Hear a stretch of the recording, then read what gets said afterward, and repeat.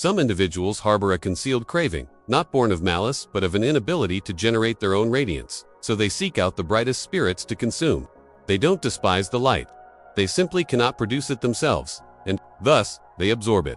They find the gentlest soul in the crowd, the one with an unguarded heart and open hands, and begin their subtle work. If you're an empath, someone who feels deeply, loves generously, and gives endlessly, you've likely encountered them, not just once or twice, but in recurring patterns. Cycles of connection so intense they seem destined, only to be followed by confusion so piercing it feels like treachery. You've questioned why this keeps happening, why you draw in the wounded, why you fall for those who charm at first but soon turn cold, why you notice warning signs, yet still step forward. The answer isn't that you're flawed. It's that something within you, shaped since childhood, has been taught to believe that love is earned through suffering, that connection demands a price, that being needed is safer than being truly seen. Carl Jung cautioned that the unseen parts of ourselves govern our lives, calling them the shadow, not malevolent or monstrous, but the disowned, forgotten fragments. The truths we've buried so deeply we no longer recognize them. For the shadow isn't just anger or self-interest, it's about boundaries, the yearning for mutual exchange, the quiet desire to be valued not for what you offer but for who you are when you offer nothing at all. This unacknowledged self attracts those who mirror its absence. Because we don't draw in what we desire, we draw in what we're willing to endure. And what we endure becomes the lesson plan for our soul's growth. Consider what happens when a child grows up in a world where emotional turbulence is the norm, where caregivers love inconsistently or withhold affection when it's needed most. That child learns to sense everything, every glance, every pause, every silence. The empath isn't forged in joy. They're molded in emotional survival, becoming finely tuned detectors of others' moods, adapting their behavior, performing safety in the name of love. They become so skilled at it that they forget to ask, "What do I feel?" Their identity fuses with utility. If I'm useful, I'll be kept. If I'm kind, I'll be safe. If I love enough, they won't leave. Thus begins an unspoken agreement. I'll bear your pain to avoid being abandoned. But pain attracts pain, not as cosmic punishment, but as a neurological truth. If chaos feels normal, stability seems dull. If inconsistency defines your childhood, intensity feels like home. You meet someone emotionally distant, unpredictable, volatile, and instead of fleeing, something in you whispers, "This feels familiar." You mistake familiarity for love, but love without safety isn't love, it's repetition. The most dangerous people you attract aren't dangerous because they hide their nature. They're dangerous because they reflect what you long to see. They read your openness, your softness, your willingness to understand rather than judge. And they mirror it briefly long enough to earn your trust, to form a bond, to calm your nervous system into their presence. But once you're attached, the dynamic shifts. The warmth fades, replaced by confusion, manipulation, subtle aggression, emotional absence. Yet you stay, because by then, you've tied it to your worth. If they withdraw, it's your fault. If they're cruel, you must have erred. If they deceive, you must have misunderstood. This is how they thrive, keeping you in a cycle of self-doubt. This isn't frailty, it's trauma bonding. Deeper than reason, rooted in the unconscious. Realms Jung explored. Your psyche doesn't chase joy. It chases familiarity. Your nervous system doesn't seek calm. It seeks what it knows. Until you bring that knowing to light, you'll call it fate. This is the empath's shadow. The unhealed need to be needed. The compulsion to ease others' pain at your own expense. The guilt that surges when you consider leaving. The fear that silence equals abandonment. These aren't moral failings, they're emotional wounds, scars from a life spent managing others' feelings before you were allowed to understand your own. This is why those who harm are drawn to you because you carry their emotional weight, excuse their actions, offer kindness in response to cruelty, accept scraps and call it connection. In doing so, you reinforce their dysfunction and your own abandonment. Jung taught that healing comes from illuminating the unconscious. So ask, when did you last question your instinct to save? When did you last wonder why you stayed where you felt unseen? When did you last sit in stillness long enough to hear the parts of you exhausted by being so forgiving? The shadow doesn't ruin you, ignoring it does. The part of you craving love without performance is your sacred wound, your soul calling you home not through fixing another, but through declaring, "I will no longer be a haven for chaos." You don't need to harden, you need to clarify. You don't need to feel less, you need to feel yourself. You don't need to stop being an empath, you need to stop abandoning yourself for love. True love, deep, sustaining love doesn't demand your erasure, feed on your exhaustion, or mistake intensity for intimacy. It doesn't require you to prove your worth by enduring pain. It meets you in your fullness, your boundaries, your presence. Until you meet yourself there, you'll keep welcoming those who only take. Pause, breathe, return to your body. Feel the weight in your chest, not weakness, but truth knocking, your neglected self pleading to be remembered. This is where healing begins. The empath's greatest illusion is that their love can mend what resists healing, a noble tale, but one born of survival, not truth. When your nervous system is wired through pain, endurance is mistaken for strength. That's the thread the harmful pull first. They don't seek the guarded or boundary setters. They seek the tender, the over-explaining, those who give trust, long after it's warranted. You, the empath, carry the perfect wound, open yet fearful, soft yet starving, present yet rarely received. When they arrive, cloaked in charm, you mistake their fleeting intensity for depth. Ignoring the unease in your gut, the lingering gaze, the rush to pull you close, a hidden part of you, buried beneath layers of people-pleasing and spiritualized. Compassion believes being chosen quickly means being loved deeply. But speed isn't intimacy, and flattery isn't safety. Those who move fast often do so because they can't withstand being truly seen. You're not broken for trusting them. You're human, taught your value lies in availability. That love is earned through giving, through staying, so you stayed through the coldness, the sharp words, the control, the blame because an inner story said, if I leave, I'm cruel. If I stay, I'm good. But where did you learn that love and goodness are tied to suffering? Look back, not to blame but to understand. Was love consistent or tense? Were you trusted to feel or tasked with managing others' emotions? Was your anger safe, or were you punished for it? Were you allowed rest, or rewarded for giving endlessly?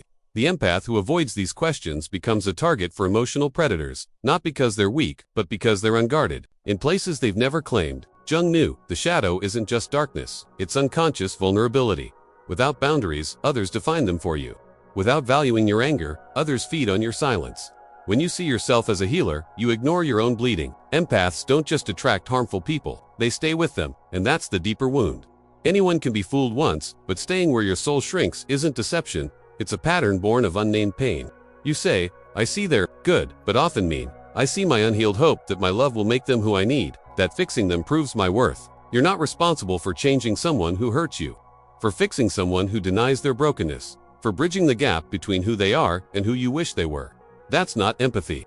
It's illusion, and it costs your vitality, clarity, joy, and self.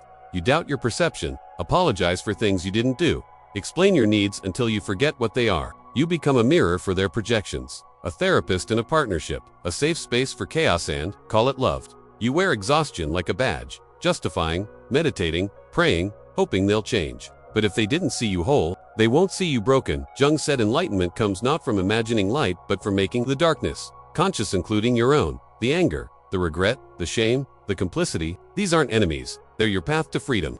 Admitting the truth about them and yourself unravels the pattern. The most dangerous voice isn't theirs, it's the one whispering you're only worthy when needed. That leaving means loneliness, that chaos is passion. That voice is your shadow's echo, and you're strong enough to say, I see you, but you no longer own me. Then you belong to yourself. You stop explaining your value, negotiating your needs, accepting scraps. Your energy shifts. You stop attracting pain, radiating a frequency that says, I'm no longer a mirror, I'm a flame. Only those with their own fire dare approach. The moment you stop reflecting the broken, your world transforms. It feels empty at first, no one to save, no one to prove yourself to. That stillness isn't failure, it's sacred, the soil where your true self grows. The empath's challenge isn't just leaving the harmful, it's abandoning the belief that you're unworthy of peace, that love requires suffering, that kindness means silence. Jung would say, there's no growth without rebellion against the systems that erased you. The fire comes now, not to destroy but to purify. In moments of righteous anger, when you admit how long you silenced yourself, when you stop excusing harm, when you let go of the rescuer, the peacemaker, the selfless one. These weren't chosen, they were inherited. Letting them go hurts, but it frees you. You lose the role, not yourself. You gain sovereignty, the strength to say, I don't need to be needed to exist. Healing unfolds in the body, the breath, the refusal to over-explain, the courage to disappoint, the sacred no without apology. You reclaim boundaries as invitations, not walls, protecting what's sacred. You notice how you overgave, overcompensated, and thank those habits for keeping you safe. Now, you're not surviving your awakening. No more dimming, softening, or shrinking. You owe yourself truth, wholeness, integrity. True empathy isn't absorbing others' pain until you lose yourself. It's presence with yourself first, choosing what's real over numbing through service. It's saying, I love deeply, but I love myself too much to betray my soul. This is Jung's individuation. The self takes the wheel. The shadow is seen. You honor your anger, sit with your sadness, feel every layer as a map to truth. As you integrate, the harmful vanish not because the world changes, but because your energy does. You no longer carry the wounded healer's frequency. You walk differently, scanning for who sees you, not who needs you. You speak unfiltered, love without rescuing, give without bleeding. You attract those who grow with you, not feed on you. Even alone, you're not lonelier with yourself, fiercely, tenderly. This is individuation, not perfection, but presence. Not rising above pain, but knowing it no longer defines you. You're not here to absorb everyone's pain, you're here to transform. To turn empathy into discernment, sensitivity into intuition, suffering into sovereignty. You can still love, care, feel, but now it's from choice, not fear. Clarity, not codependency, that's your power, not your pain, but your presence. You're not fragile, naive, or a sponge for darkness, you're the light that sees through it. When you truly see, you'll never mistake chaos for love, bleeding for worth, silence for peace. The silence after the storm isn't empty understanding. You see how you used compassion as a shield, softened yourself into fragments to please others. You realize it was never about it was about the belief you didn't matter unless needed. A belief inherited through childhood wounds, ancestral patterns, unspoken agreements that you existed to ease others' pain. Your feelings were dangerous, your boundaries selfish, your anger destructive. You believed it because survival demanded it. But now, you're awake, feeling the cost of betraying your essence in your bones. You'd rather be alone in truth than connected in distortion. That's not bitterness, it's evolution. You stop seeking validation from the emotionally unavailable, chasing those who mirror your abandonment. You ask, what do I want? What do I feel? What do I need? The echo isn't absent, your real self stirring. Your empathy was often abandonment crossing your own lines. Saying yes when your body screamed no. Staying silent to avoid discomfort. That silence wasn't peace, it was paralysis. Now, your nervous system learns safety lies in expression, in being seen, known, heard. You speak clearly, name your pain, reclaim your story. You stop gaslighting yourself for harmony. In discomfort, you find dignity not from others, but from belonging to yourself. This is individuation, becoming what you are, not what others need. You're not a vessel for rage, a landing pad for the wounded, or a therapist for the immature. You're fire, earth mirror, mountain witness, wound, and healer. You release those who make you small, not with hate but reverence, for they showed you who you're not. The fear of loneliness, of being too much or not enough, dissolves in your truth. Your body, mind, heart are no longer an open field there. A temple, only those with reverence may enter. This loneliness births clarity. This silence truth. This solitude restores your essence. You're not here to save anyone, you're here to embody the love you once sought, to radiate, not rescue. When someone approaches with urgent charm, you trust your gut. Slow down, say no, walk away. It's not rejection, it's liberation. You know love from manipulation, empathy from entanglement, connection from control. That knowing is your power. You become unshakable, not by numbing, but by feeling everything and surviving. You remembered who you were before the world taught you to forget. You walk into darkness, eyes open, heart trembling, soul ablazing, become whole. You refuse to disappear, bleed, or trade truth for peace. This is sovereignty, the quiet knowing you don't need to prove your worth. You stop chasing closure and give yourself peace.